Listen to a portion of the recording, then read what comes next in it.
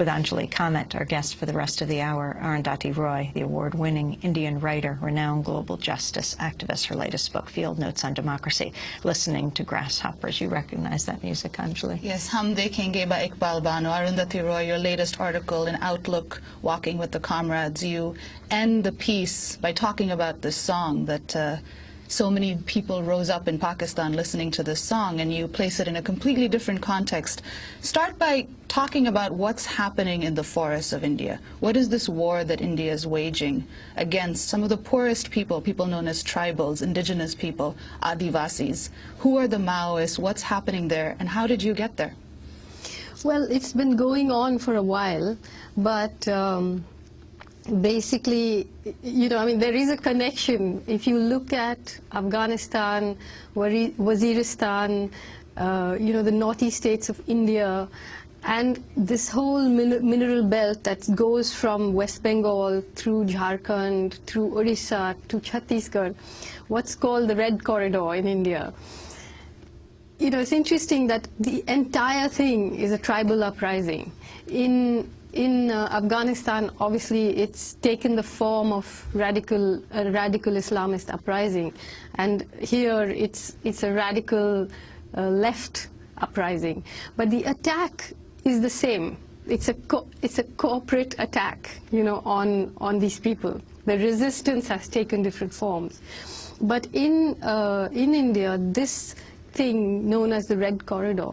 If you look at a map of India, the tribal people, the forests, the minerals, and the Maoists are all stacked on top of each other.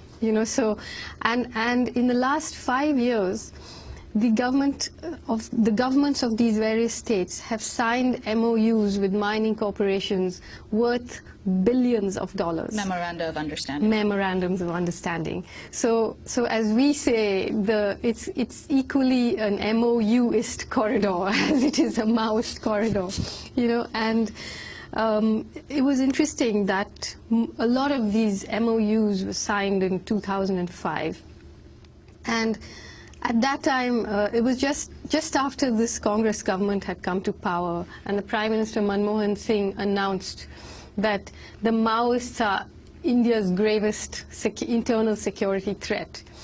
And it was very odd that he should have said that then, because the Maoists had actually just been decimated in the state of Andhra Pradesh. I think they had killed something like 1,600 of them. But the minute he said this, the shares in the mining companies went up, because obviously it was a signal that the government was prepared to do something about this. And then started this assault on them, which ended up as Operation Green Hunt, which is where now tens of thousands of paramilitary troops are moving into these tribal areas.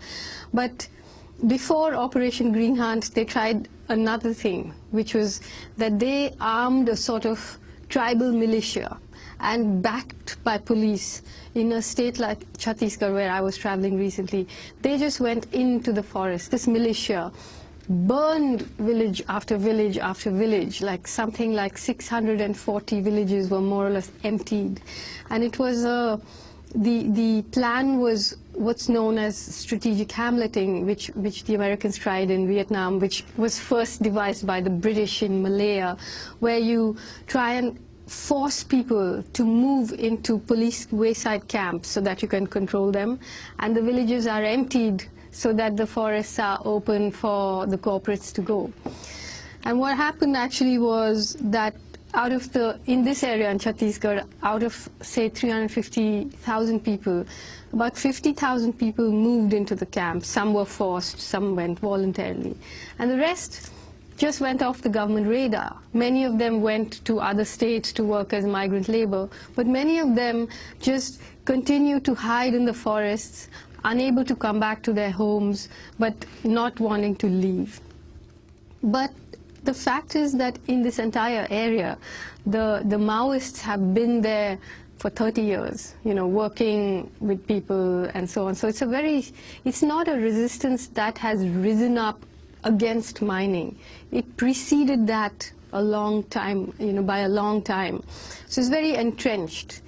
And Operation Green Hunt has been announced because this militia called the Salva Jurum failed.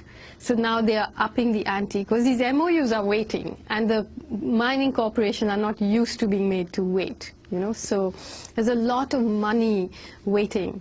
And I mean, what I want to say is that we are not using this word genocidal war lightly or rhetorically.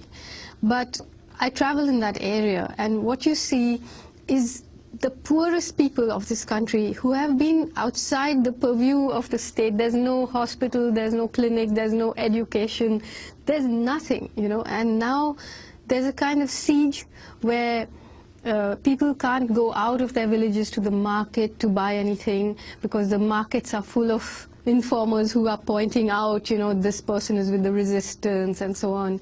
There's no doctors, there's no medical help. People are suffering from extreme hunger, malnutrition. So it's not just killing. It's not just going out there and burning and killing, but it's also laying siege to a very vulnerable population, cutting them off from their resources, and putting them under grievous threat. And this is a democracy, so how do you clear the land for corporates in a democracy? You can't actually go and murder people, but you create a situation in which they either have to leave or they starve to death.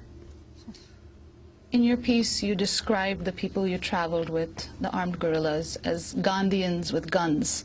Can you talk about what you mean by that, and what you think of the violence perpetrated by the Maoists? Well, this is a very sharp debate in India about, even the sort of mainstream left and the liberal intellectuals are very, very suspicious of Maoists, and everybody should be suspicious of Maoists because, they have had a very difficult past, and there are a lot of things that their ideologues say which do put a chill down your spine. But when I went there, I have to say I was shocked at what I saw, because in the last 30 years, I think something has radically changed among them. And the one thing is that in India, people try and make this difference. They say there's the Maoists and then there's the tribals. Actually, the Maoists are tribals, and the tribals themselves have had a history of resistance and rebellion that predates Mao by centuries, And so I think it's just a name in a way. It's just a name. And yet, without that organization, the tribal people could not have put up this resistance. So it is complicated. But when I went in, I lived with them for, and I walked with them for a long time. And it's an army that is more Gandhian than any Gandhian, that leaves a lighter footprint than any climate change evangelist. And as I said, even their sabotage techniques are Gandhian. They waste nothing. They live on nothing. And to the outside world, first of all, the media has been lying about them for a long time. A lot of the incidents of violence did not happen, which I figured out. A lot of them did happen, and there was a reason for why they happened. And what I actually wanted to ask people was, when you talk about nonviolent resistance, I myself have spoken about that. I myself have said that women will be the victims of an armed struggle. And when I went in,